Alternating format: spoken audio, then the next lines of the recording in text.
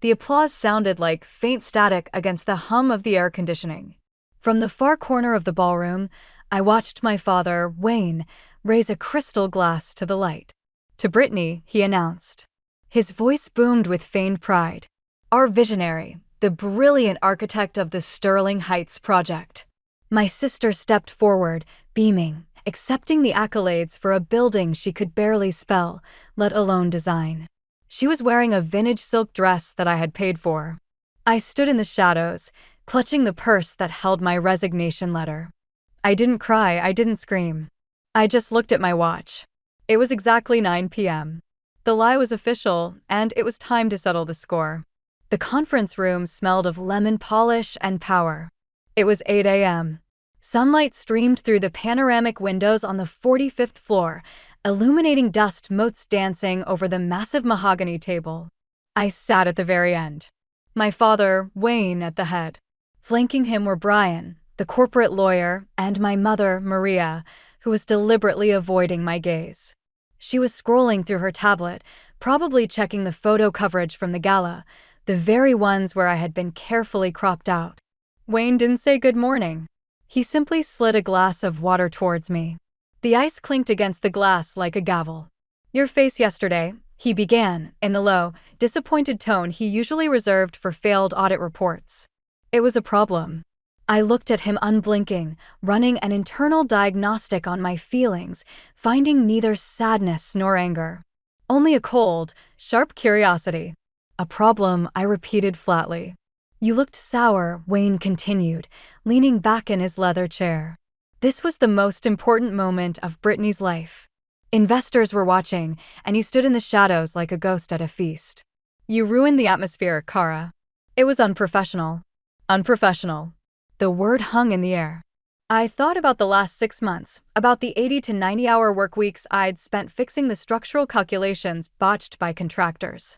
About the building permits I'd wrangled by showing up at City Hall at 4 a.m. while Brittany was in Tulum on a wellness retreat. "I designed that building, Wayne," I said. "Not Dad. Not here, not anymore.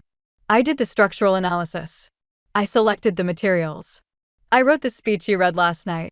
Brittany doesn't even know how to open a CD file." Wayne sighed heavily and glanced at Brian as if to say, "This is what I have to deal with." "You're confusing effort with value, Kara," he said, his voice soft and condescending. "Brittany sells the dream. She's the face. You're the mechanics. And honestly, your jealousy is becoming toxic. It's affecting the corporate culture." I looked at my mother. She turned a page on her screen. Her silence was a signed contract of consent. In that moment, the final piece of the puzzle clicked into place. For years, I'd wondered why I was the one staying late, fixing mistakes, saving clients. Why I was treated with contempt, while Brittany, who used the corporate card as her personal wallet, was the favorite.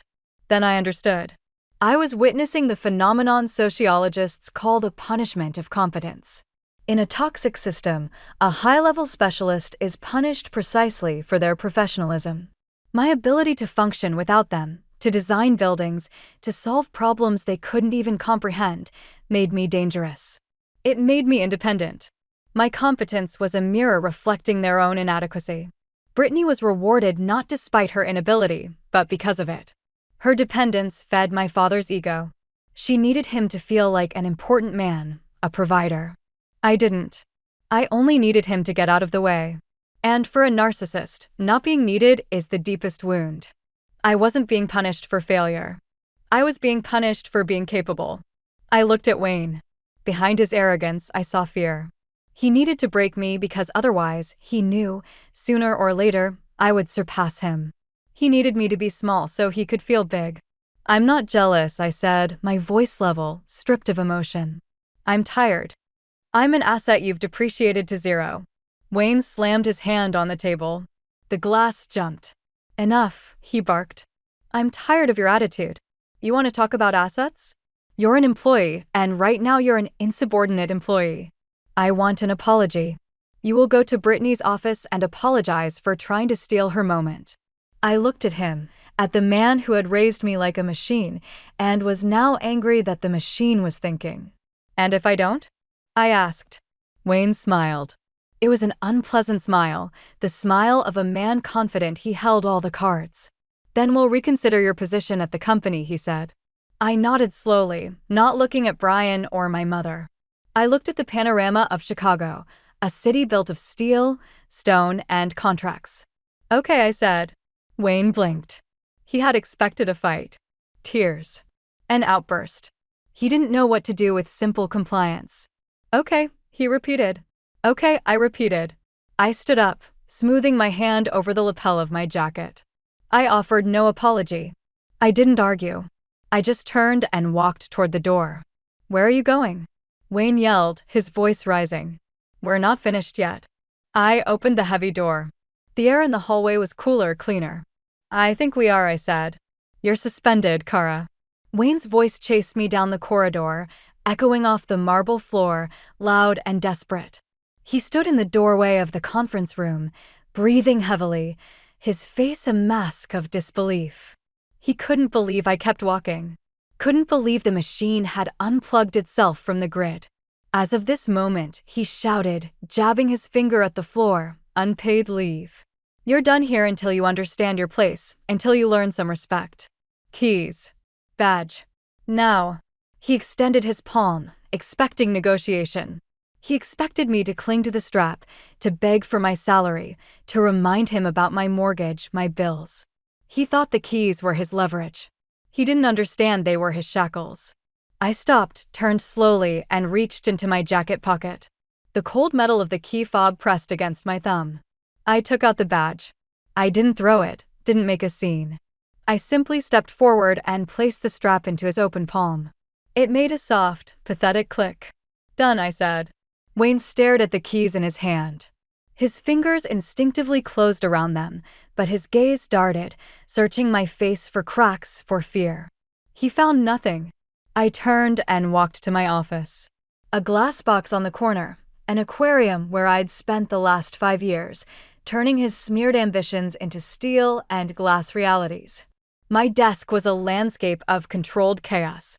Rolls of blueprints, material palettes for Sterling Heights, 2 monitors displaying a rendered image of the lobby I had designed. I didn't sit down, didn't check my email. I pulled a cardboard box from under my desk, the very one I'd kept there for 3 years, since the day he first claimed my work on the Riverside project as his own, and started packing. I didn't take the stapler, didn't take the company logo pens, didn't take the acrylic Rising Star award-gathering dust on the shelf.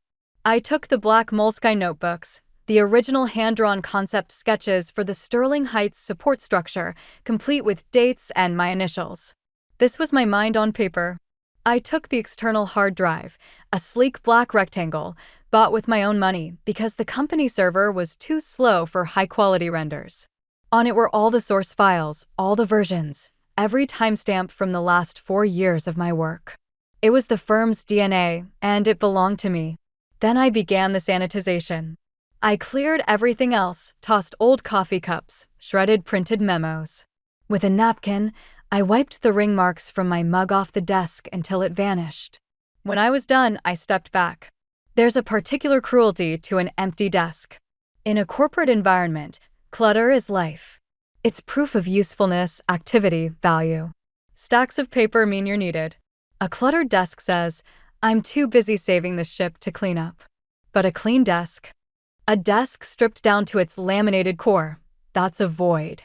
A gaping wound in the room. A symbol of the complete, clinical removal of value. It's not just the absence of a person, it's the absence of an engine. Looking at that sterile surface, I understood. I wasn't just leaving a job. I was taking the oxygen out of the room. The silence that would remain in this corner office would be louder than any scream I could have uttered. It was the physical embodiment of what their company looks like without me. Empty. I picked up the box. It was light.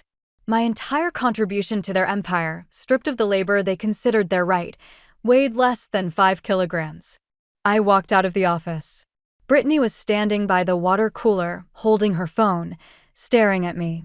She looked at the box, looked at my face. She didn't look worried, just confused, like a child watching a magic trick she couldn't understand. She thought this was a tantrum. She thought I'd be back on Monday with an apology, begging to fix the chaos she was about to create. I didn't say goodbye. I didn't warn her about the client call scheduled for 10 a.m. I walked past the reception desk, past the awards display. I pushed through the glass doors and stepped into the elevator. I pressed the button for the first floor, and the doors closed, cutting off the view of the firm my labor had built. I looked at my watch. 8:45 a.m. Well, I had a meeting with a notary at 9 o'clock. The notary's stamp hit the paper with a dull, heavy thud. It was the most satisfying sound of my life. "Thank you," I said, sliding the document into a thick manila envelope. I paid in cash. I didn't want any trace on a corporate card. I got back to my car, opened my laptop, and connected to my personal hotspot. I had written the email 3 weeks ago. It sat in my drafts folder, a loaded gun, waiting for the trigger to be pulled. Subject: resignation. The text: effective immediately, I am resigning from Wayne and Associates. All personal belongings have been removed.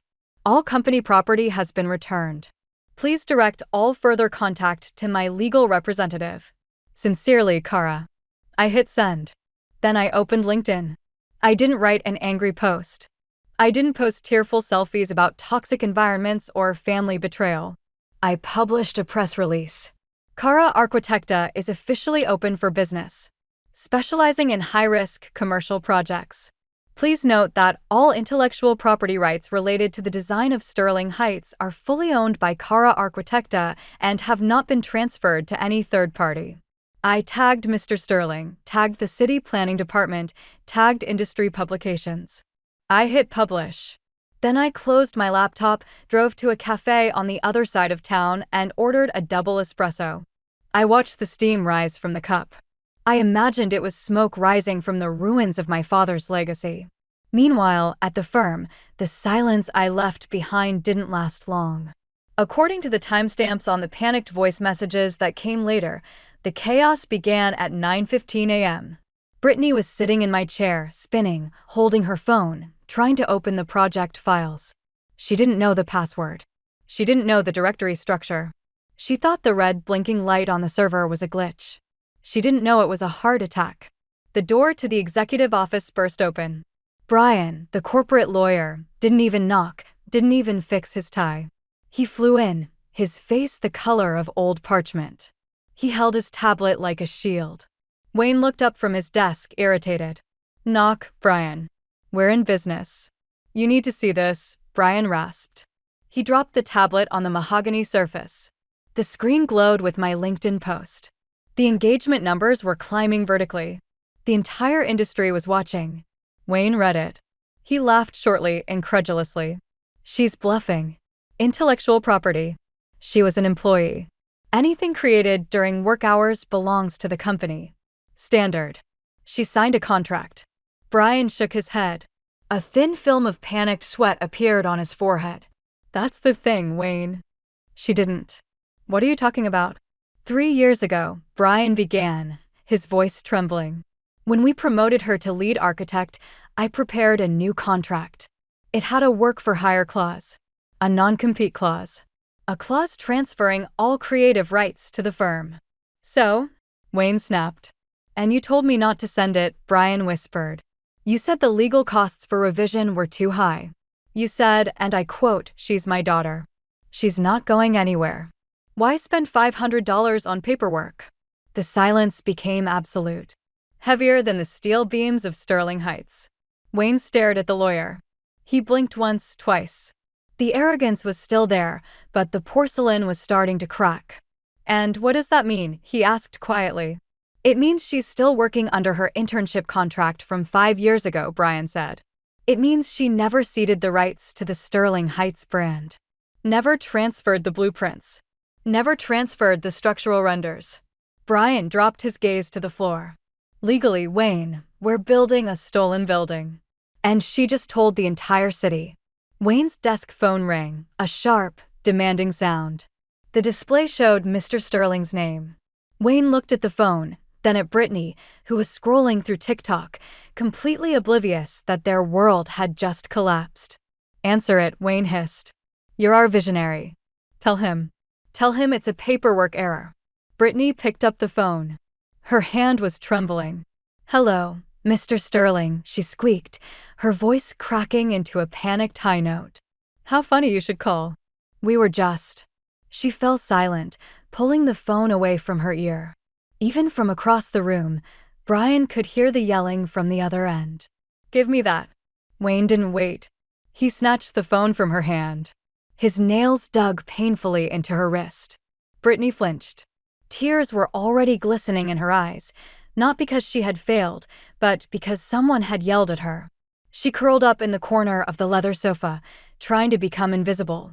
The great visionary was hiding. Wayne put the phone to his ear. His voice transformed instantly.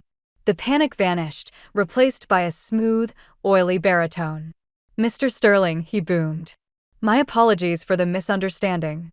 We're having some minor technical difficulties with our server. Technology, you understand." I didn't hear Sterling's reply, but I could imagine it. That billionaire developer didn't need excuses for breakfast, only sharks. He didn't care about server glitches. He cared that the architect of his $45 million project had publicly declared the building stolen property. No, Wayne laughed nervously. The laugh was thin and strained. "Kara? She's just a disgruntled former employee, a low-level assistant. We fired her for incompetence. Now she's getting revenge. Very sad. Mental health is a serious issue." He paused, listening. "The blueprints? I assure you, Brittany oversaw every line. Kara was just a tracer, filling in the blanks. We have the originals." He hung up. Wayne looked at Brian. "Find me an interview," he ordered. "Channel 5. Right now. We need to seize the initiative. We need to destroy her credibility by noon." And I was sitting in a cafe 3 blocks from the office, watching the live stream on my laptop. I had set up an alert for my father's name. I didn't have to wait long. By 11 a.m., he was on air. The host looked concerned. The chin under his face read, "Sterling Heights Scandal. CEO responds." Wayne looked impeccable. He wore his honest man tie, a soft sky blue silk. He looked straight into the camera, his eyes slightly crinkled in a perfectly rehearsed expression of sympathy. "It breaks a father's heart," he said, his voice cracking just enough to sound plausible.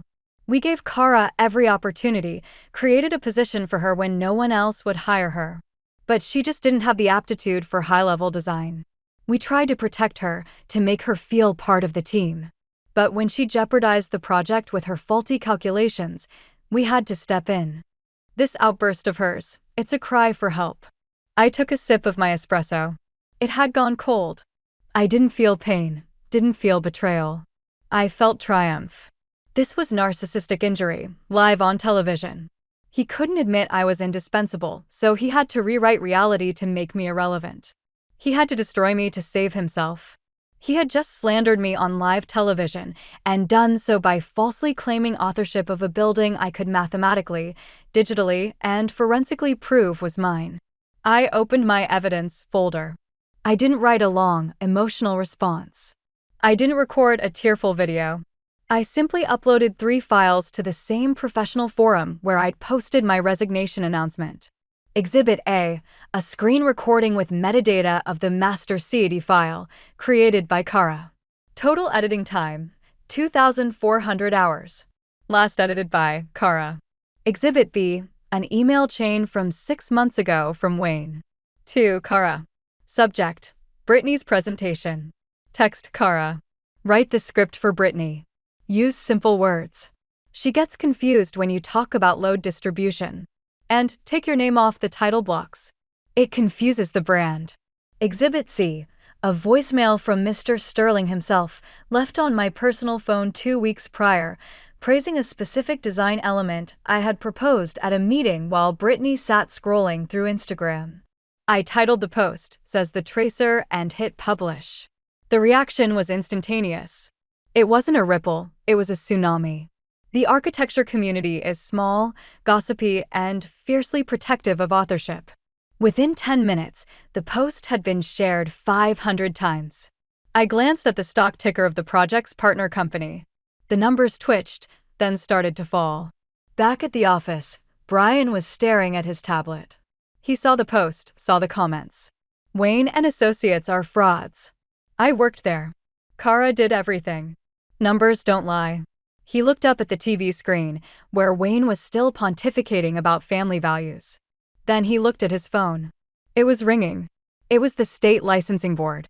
Wayne returned to the office, beaming, intoxicated by his own speech. He straightened his cuffs and said, "Well, I think that went rather well. That'll put her in her place." Brian didn't answer.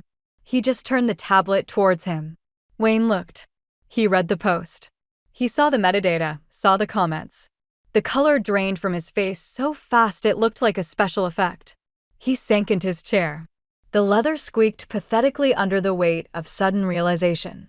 This wasn't a PR crisis, it was an autopsy.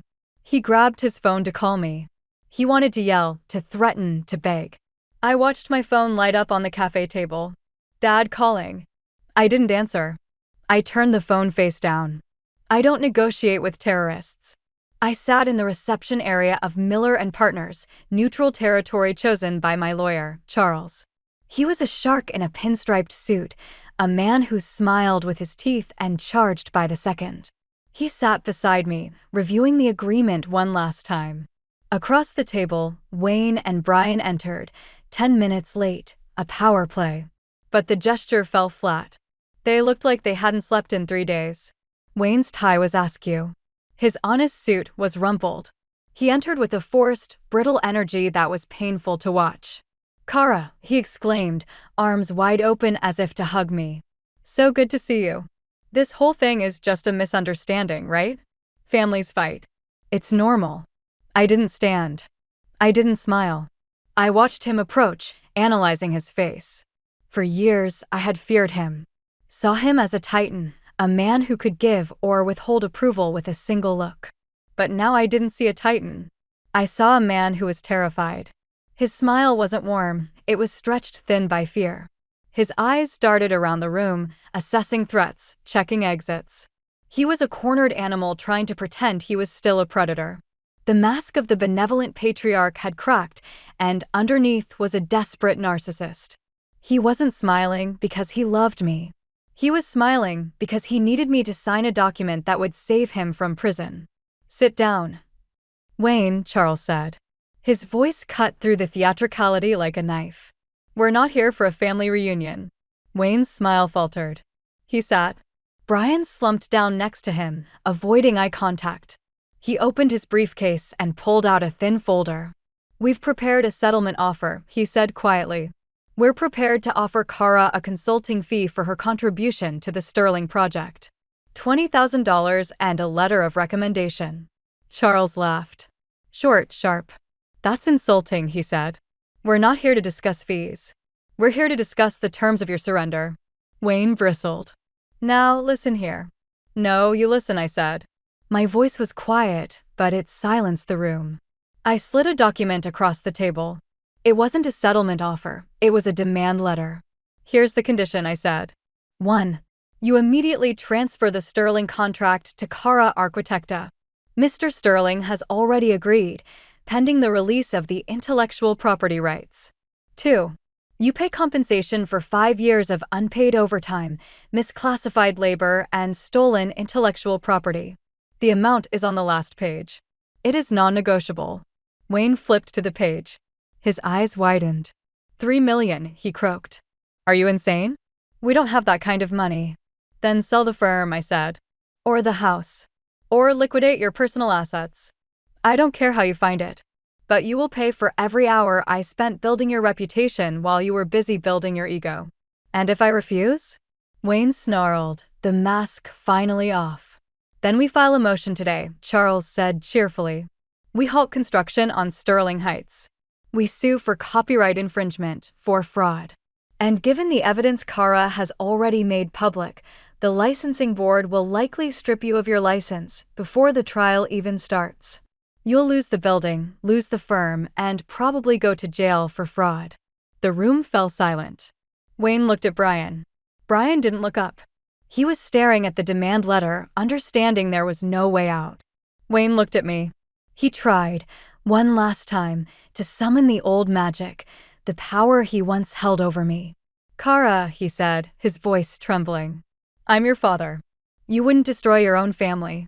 I looked at him. I remembered the gala. The visionary. The tax on competence. I'm not destroying a family, Wayne, I said. I'm just collecting a debt. You spent my love like a credit card, and now you've maxed out. I took the cap off a pen and slid it across the table to him. Sign. Wayne stared at the pen. He looked out the window at the city he thought was his. Then, slowly, with a trembling hand, he picked up the pen. He signed. He said nothing. He didn't apologize. He just stood up, smaller, grayer than the man who had walked in, and walked out. Brian followed, clutching the signed agreement like a lifeline. I sat for a minute, listening to the silence. Now, it wasn't oppressive. It was light. It was the sound of a debt paid in full. I looked at Charles. Done. Done, he echoed. I stood up and walked out of the office. I didn't look back. 6 months later, the champagne tasted different. It didn't taste like power or guilt. It tasted like victory. I stood in the center of the Sterling Heights lobby. The space looked exactly as I had sketched in my notebook 3 years ago. A cathedral of glass and light, designed to catch the Chicago sunrise and hold it captive. Beside me, Mr. Sterling was shaking hands with the mayor. He turned, spotted me, and gestured me over. This is the architect, he said loudly to the mayor. Kara, the one who made all this possible. I shook the mayor's hand. I didn't shrink. I didn't hide in the back. I stood right in the center of the light I had built myself.